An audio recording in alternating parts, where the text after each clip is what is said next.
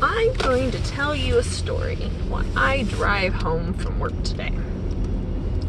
It's about my first wedding. I got married in 2004, but it started off with an interesting engagement.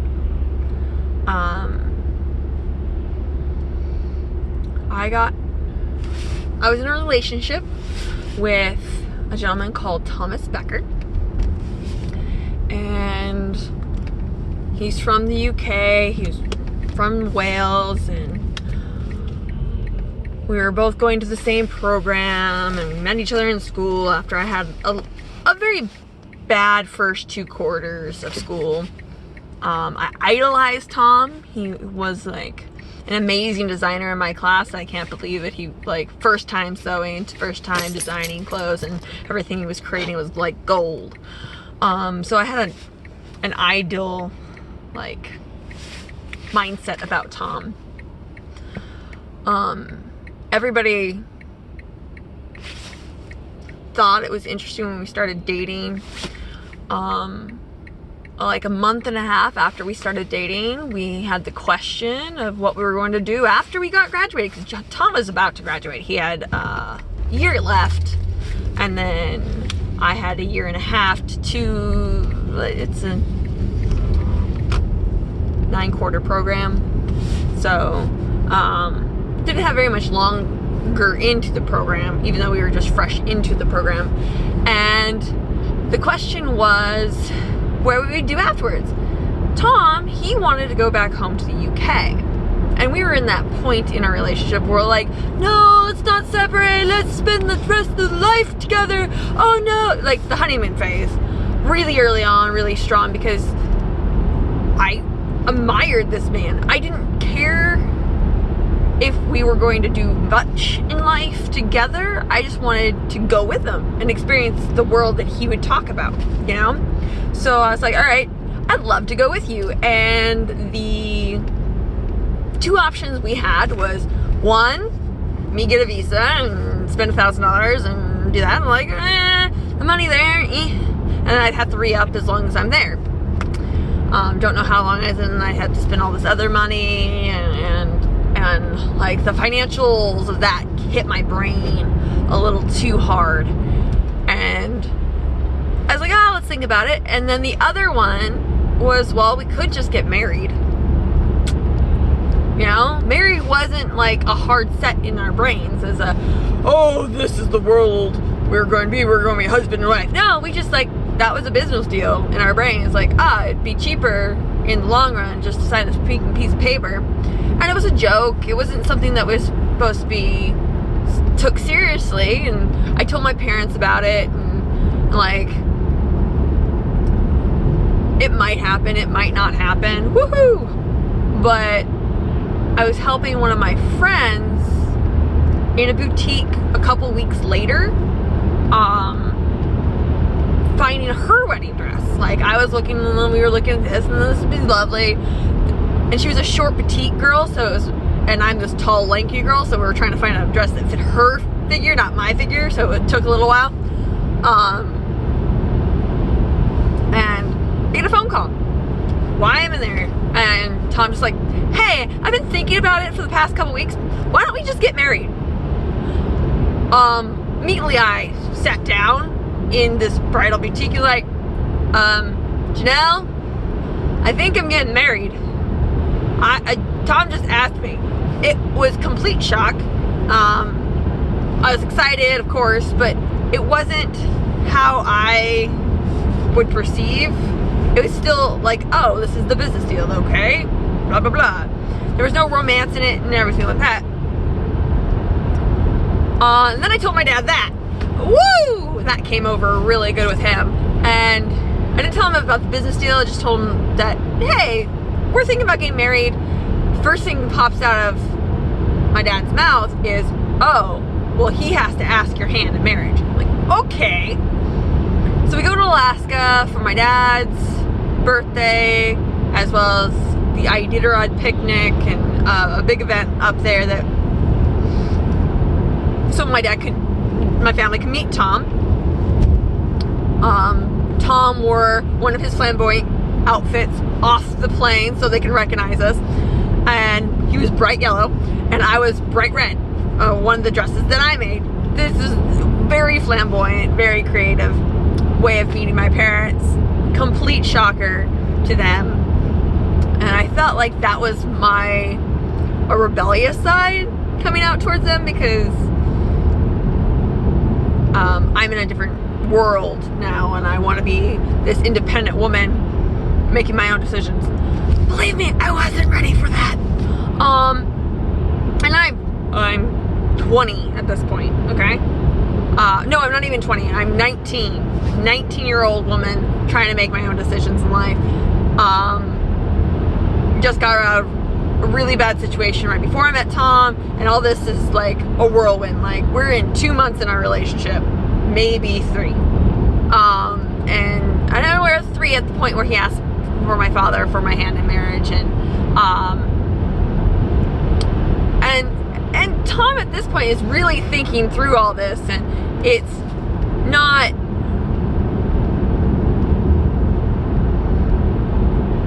something I was like, yeah, sure, we're getting married. Yeah, sure, we're getting married. Cool, awesome, wonderful.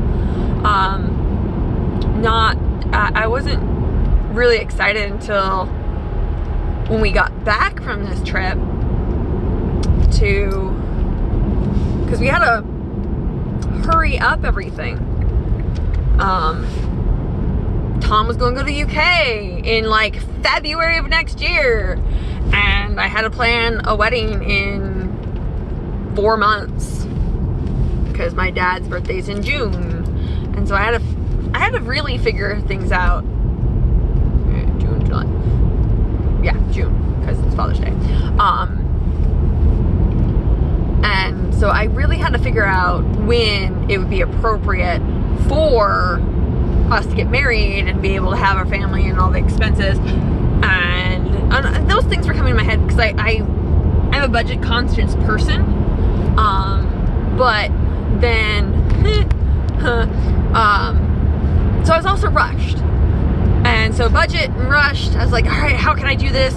I want to be pretty, I want to have good memories, I want to have my family there. This is supposed to be a big step in somebody's life, right? And this gets a little bit more and more intense. That when we get back from the trip from Alaska, Tom decides to actually propose properly. So gets me this beautiful ring. Our bedroom is covered in petals, and it's actually really romantic. And so I start getting excited because we're actually doing this thing as a romantic couple now. I'm like, oh, we've upgraded. Sweet. This was something I was not prepared for, but this is fantastic.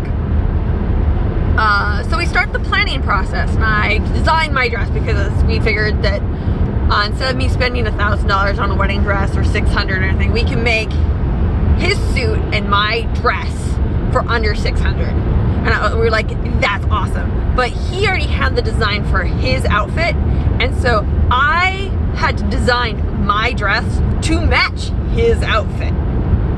It wasn't me picking a dress and a color scheme and we're going for it. No, it was there's this suit that he had that he really wanted to design and make, and it would be wonderful in wedding colors, but it wasn't my choice on his suit, and it wasn't my choice on my dress. I had to not pick something that I was comfortable in. Well, I picked something I was comfortable in, but not like the color schemes I wanted, and the style wasn't like I didn't go and try on dresses. Okay, you know that feeling when bride's like, oh, even though we're making dresses, I would love to go and try them on so I could know what kind of fits, what style I like. I couldn't do that. It was already decided for me by Tom. So that experience was completely out. Yeah, that was not the best experience on that part, because Tom decided, because I was going to have one of my friends make the dress for us, but a budget failed through for that, so Tom decided he was going to make both of our outfits, the suit and the wedding dress, by our wedding, with all the school stuff and with work and all that kind of stuff, as well as everything else that popped into Tom's head. One of his other friends that made beautiful costume, like big costume items, made these bird suits with chainmail and feathers, and I thought they were gorgeous, but I personally wouldn't like my groomsmen in bird suits. And my color thing was rainbow, so all my bridesmaids got to pick their favorite color, and I went custom with that because they got to pick their dress, and that cut down the budget and everybody, because they're flying in, and I wanted to make sure everybody was comfortable.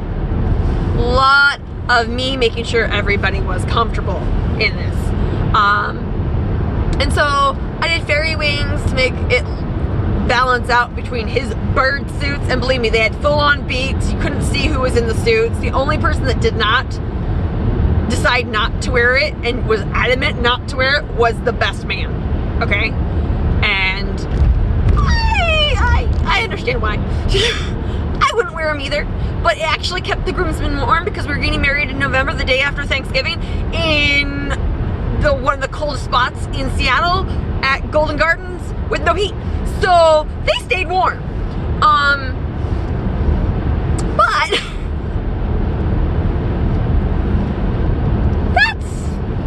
that's what he decided. So I had that, but the guy that was the orchestrator of those costumes decided that he was going to come in costume as well and be part of the wedding party. Okay. Yeah. Wasn't my decision. And guess what costume he wore? Porcupine. He was complete porcupine. 6.5 foot, 3 foot wide porcupine at my wedding. I wanted some structural things in there, and Tom decided to make these ice crystals out of styrofoam and light them up. And I was like, that'd be a really cool idea if we had like fairy lights in them and fairy lights throughout everything else, and we can just bring them through, and that'd be a really good parade line because we're getting married in winter. So I was like, that'd be a really cool idea. So Tom decides to buy the most expensive foam core and take his sweet time designing and making these sculptures. And I'm not a hard edge girl. I love circles. I love event. I'm affinity, hoops, flowy lines. I'm that kind of girl. So, you know, hard structural edges have to have at least some movement in them. That's why I wanted the lights.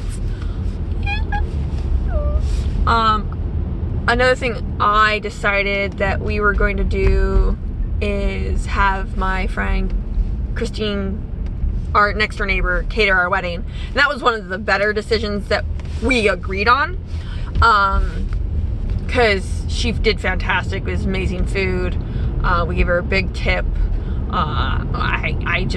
That was one of my highlights of deciding and getting it done. But then for dessert, we decided to go to Costco and get 3 different cakes. I've got a chocolate cake, really pretty chocolate cake, the best chocolate cake you can get at Costco, a white cake, and I think a spice cake. And they were 3 different sizes. That was fantastic. And, well, all 3 cakes didn't, so fast forward after all this planning and all this stuff and getting to the event, By the way, there was no alcohol allowed at my wedding because the fact I was under the age of 21, and to have alcohol on the premises would have cost us another $1,000, and everybody had to get ID'd, and I still would not be able to have alcohol at my wedding. So no alcohol at my wedding. Don't do that. Don't do that. So that was interesting. So going to the day of, or let's do the night before. The night before wedding day, Thanksgiving, we had rehearsal dinner with the family. It's Thanksgiving dinner. Come home afterwards with a house full of people because our wedding party that flew in didn't have places to stay. So they stayed with us in a 2-bedroom, tiny downtown Seattle apartment.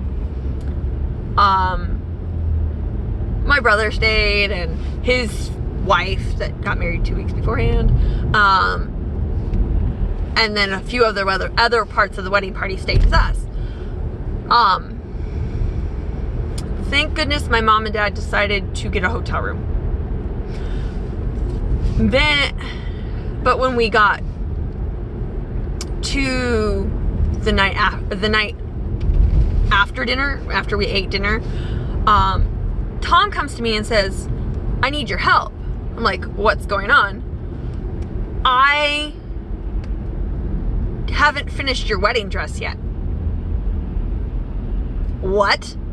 "Oh, and my suit's not done. So I want you to sew buttons on my suit, because I only have 26 more buttons to sew while I finish up your wedding dress."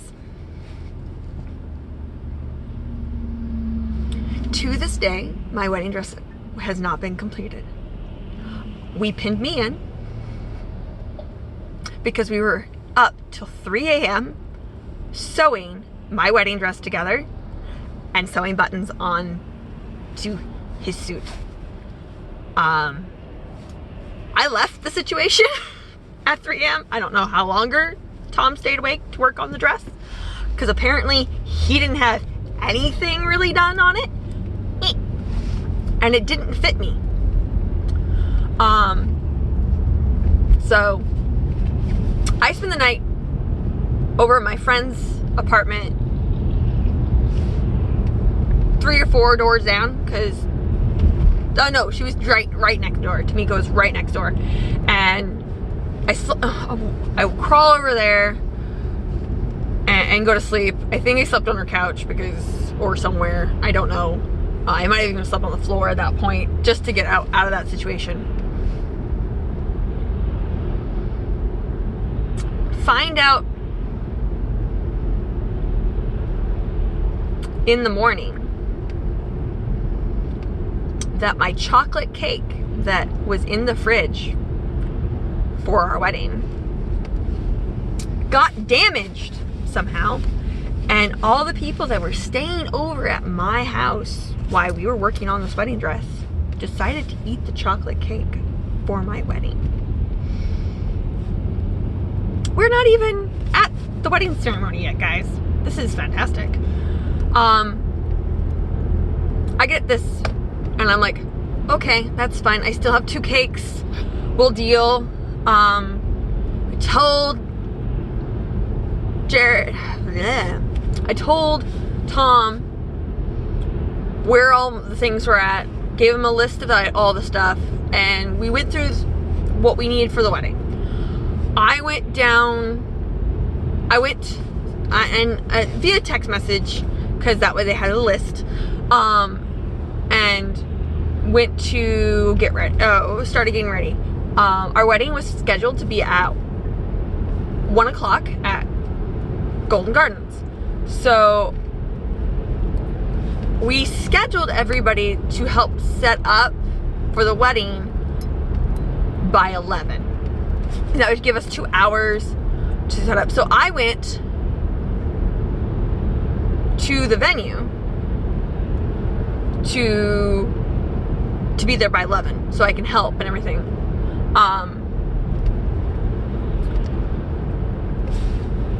found out plans have changed when I arrived.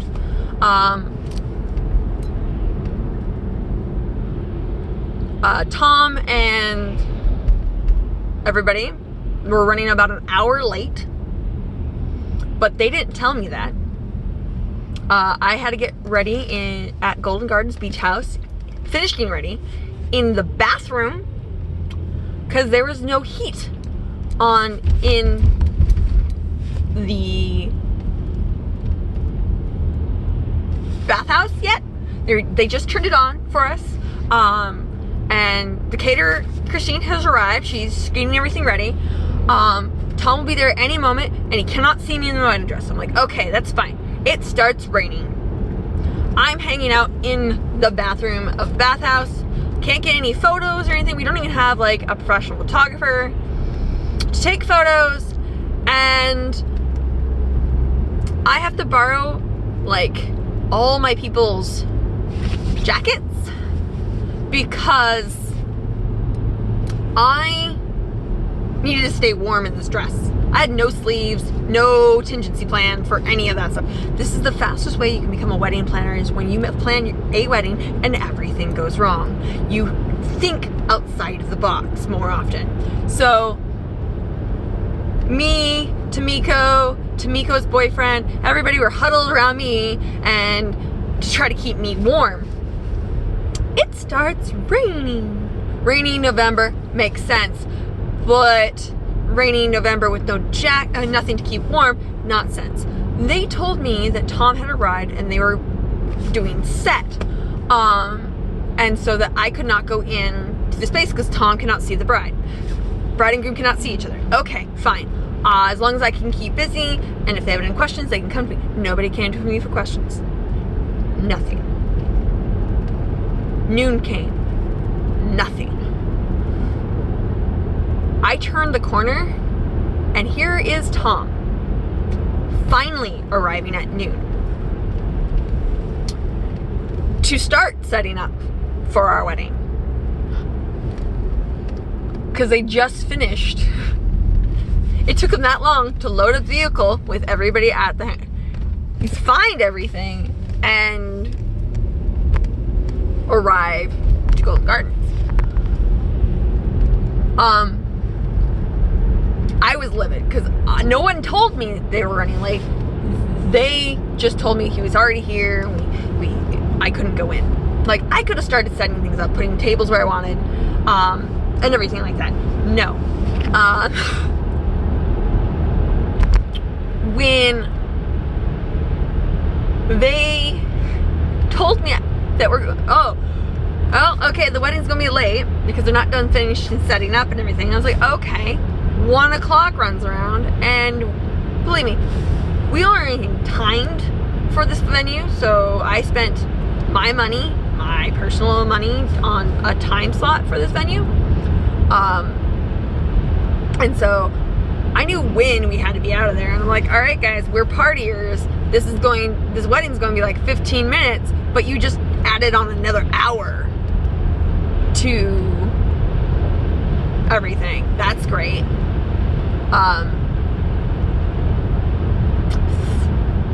So ceremony time, and I look in the space so we can get the promenade ready and walk. I find out that they have it set up all wrong. The tables are not where I wanted them. Where we were supposed to say our vows is not where I wanted them. The food bar was not where I wanted them. Everything was not where I wanted it. But it was too late, and I had no say. It was where Tom wanted everything. Got it. Alright. Go through. And during the ceremony, my dad was going to give me away to Tom. But Tom didn't like that idea, so he decided that his dad was also going to give him away. So that question became awkward because I didn't know. Well, nobody told BJ that Tom wanted him to do that. Nobody did. Until the question was up from Tamiko, because Tamiko was doing our wedding ceremony. So nobody told until the question got asked. I'm like, isn't that something that you tell your father that you want to do? I told my dad, Dad, the question's gonna be asked about you giving away. Can you please give me away? That'd be lovely, you know. But Tom did not ask his dad, and that is something that's not normal in a wedding ceremony. So you have to bring these things up. All right, cool. So we say our vows, and they're really pretty and very nice. We both cry, all the regular stuff. And then we were supposed to unite our candles. You know, the 2 candles light the 1 candle in the middle? They were forgotten. I picked out these candles. Tom knew about these candles. Tom couldn't find these candles, even though they were on our dining room table. And they did not get brought. So there was that.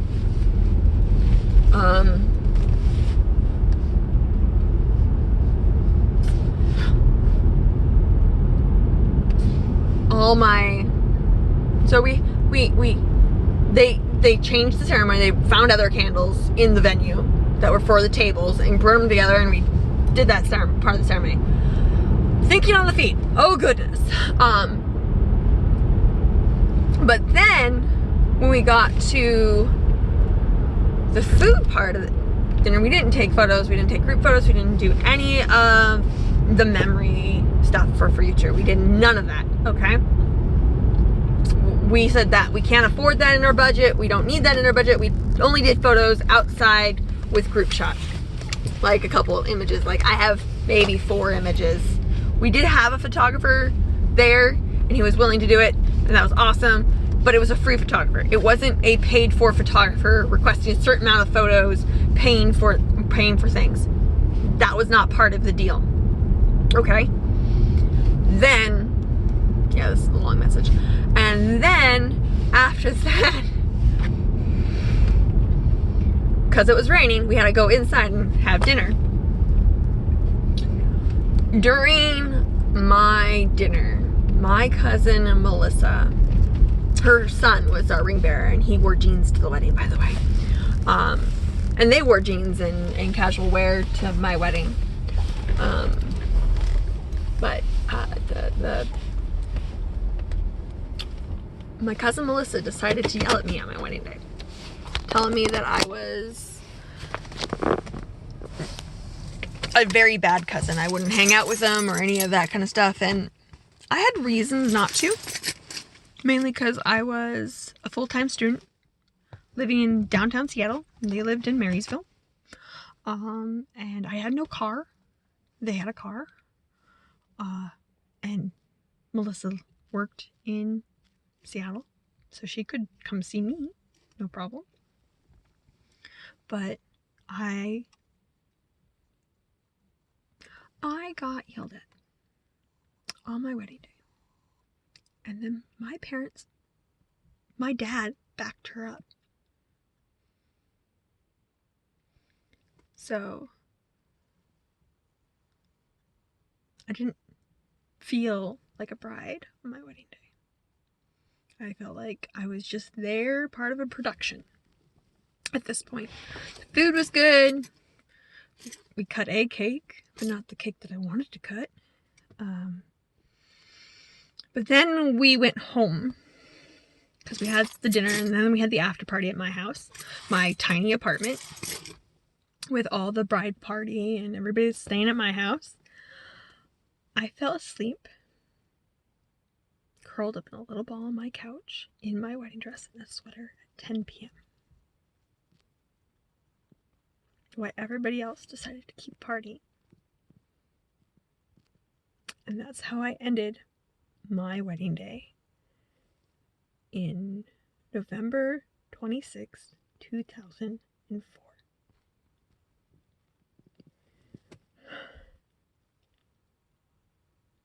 You can see why I've gotten really good at scheduling, and the idea of a wedding is so much different in my head now than it was then.